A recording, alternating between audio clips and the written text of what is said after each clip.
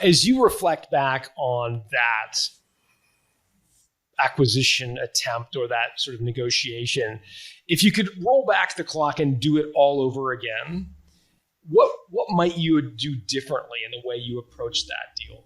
If I were to do it all over again, I would just insist on some tighter timeframes and ultimately push to get to the point where even just a small, minuscule portion of the overall purchase price just be released from trust, right?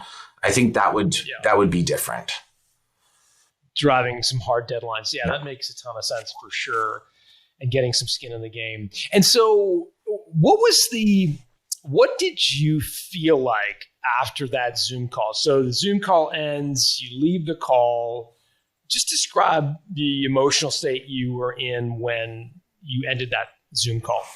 I was defeated, honestly, because you're so wrapped around this idea, and it's such a large idea, right? Like literally this projects on your life. Like imagine there were a teacher and you're like, hey, you're approaching retirement next year. Like that's pretty exciting. Like what does life look like and feel like next year, right? And then you come back to them and say, okay, so like, have you booked any trips? You got anything exciting planned?